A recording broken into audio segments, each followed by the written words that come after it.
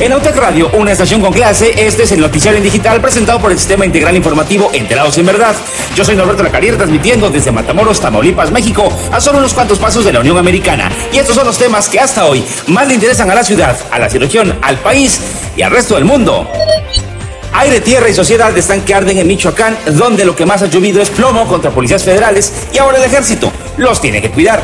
Lamentablemente ahora cabe decir que todo queda en familia, pues el grupo criminal del mismo nombre es el autor de los atentados.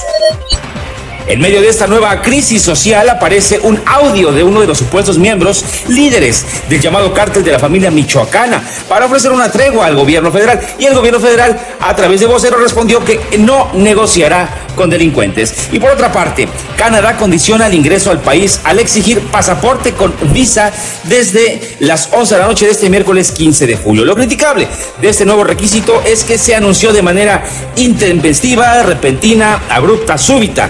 Así, de repente y de manera sorpresiva, le dijeron a usted que tiene que viajar a Canadá, que si quería hacerlo tendría que tener una visa, si no, pues a quedarse a tramitarla. Esto ha provocado caos, inquietud y enojo entre quienes tienen que trasladarse a la nación del Maple. Y en temas del mundo del espectáculo, que harían que Michael Jackson se volviera a despigmentar para luego morir nuevamente, sale a relucir que su padre, Joe Jackson, a quien el cantante desheredó por sus malos tratos, ahora quiere hacer un Jackson 3. Es decir, una gira mundial, pero con los 3 hijos de Michael Jackson. Y en Estados Unidos hay un dato interesante. A un fumador le tocó comprar una cajetilla de cigarros y descubrir que es la más cara del mundo. Entérese por qué. Por lo pronto, a mí me resta decirle que esto y más trae la noticia, y que si se queda, se va a enterar. Y así nadie lo va a desinformar.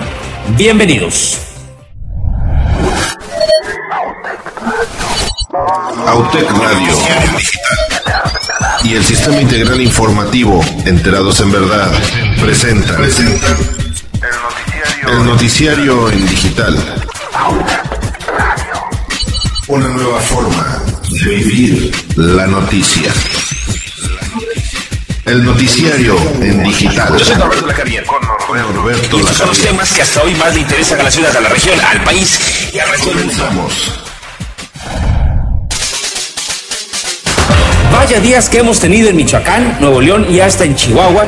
Primero porque se desató una embestida nunca antes vista contra los cuarteles de la Policía Federal Preventiva en Michoacán, las que por cierto, pues están en una tierra natal del presidente de México, Felipe Calderón Hinojosa, y que actualmente está a manos de un gobierno estatal de oposición que tiene bandera perredista, y donde el pasado 15 de septiembre por la noche algunos sicarios, usted seguramente lo recuerda, lanzaron granadas en plena celebración del grito de independencia.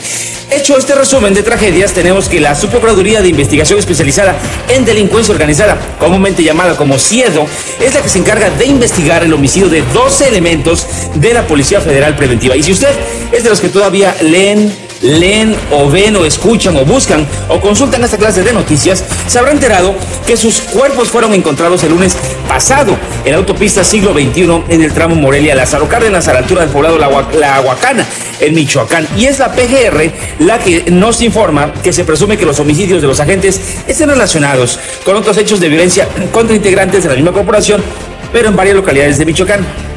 Eso a partir de la detención de Arnoldo Rueda Medina, alias La Minsa, uno de los más importantes operadores del cártel de la familia michoacana, que por lo pronto son los visibles o los más conocidos.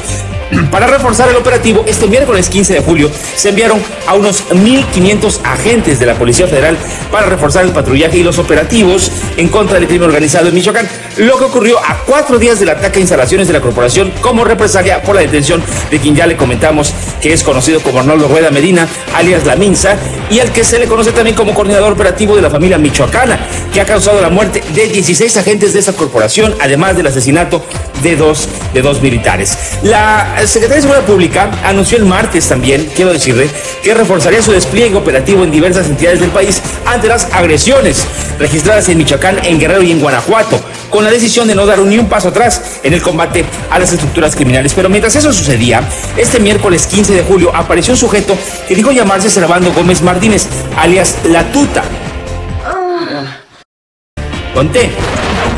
La Tuta, a quien el gobierno federal identifica como uno de los máximos mandos operativos de la organización criminal de la familia michoacana. Y a través de un enlace telefónico con el programa Voz y Solución, conduce un periodista llamado Marcos Knapp en una televisora local de Michoacán, pidió al presidente Felipe Calderón Hinojosa que los escuchara y que manifestaba su respeto por el ejército y por la Armada de México. Ese es el audio que tomamos de la red de internet. Escúchelo. Se supone que así lo dijo.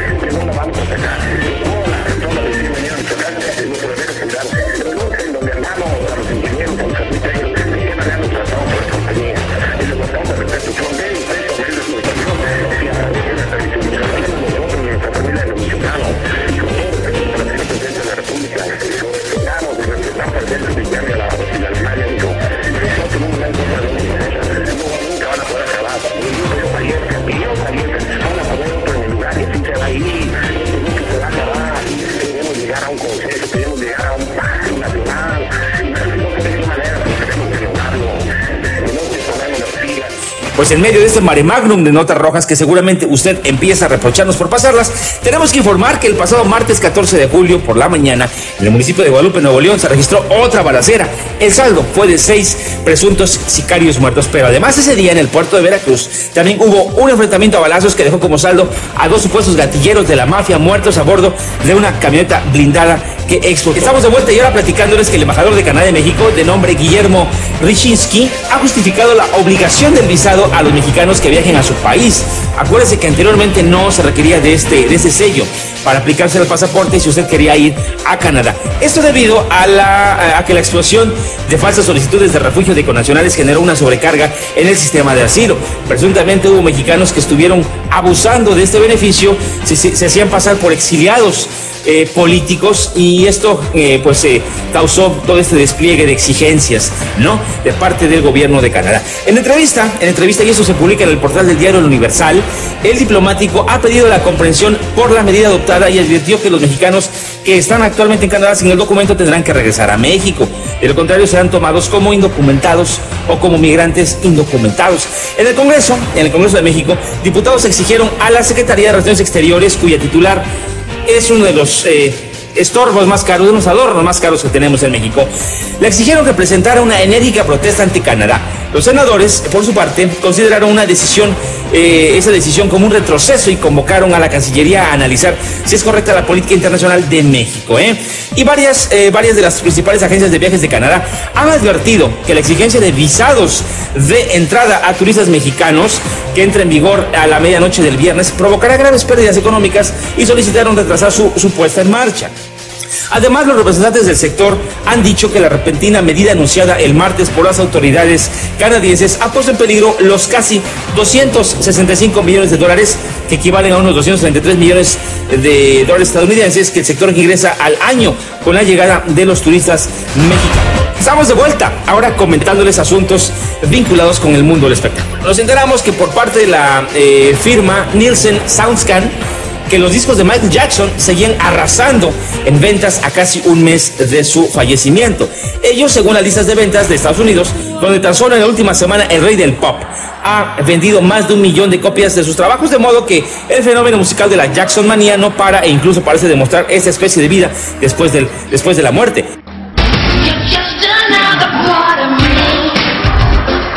Los datos de las ventas que tienen hasta el pasado 12 de julio, en las 2 semanas y media que habrían pasado desde que se conociera la muerte del artista, Jackson hubo de conseguir vender 2.3 millones de álbumes. Por eso, y por todo lo que implica estar cerca del factor Jackson, es por lo que seguramente su padre, el señor Joe Jackson, ahora se quiere llevar a sus nietos, los hijos de Michael Jackson, de gira por el mundo. En lo que de manera segura le trajo un sinfín de críticas, claro está, y más porque con ello se robustece la tesis de que el jerarca de la familia explotó a sus 5 hijos varones allá por los 70, arrebatando con su ambición la inocencia de Michael, el talentoso, influyente cantante y bailarín.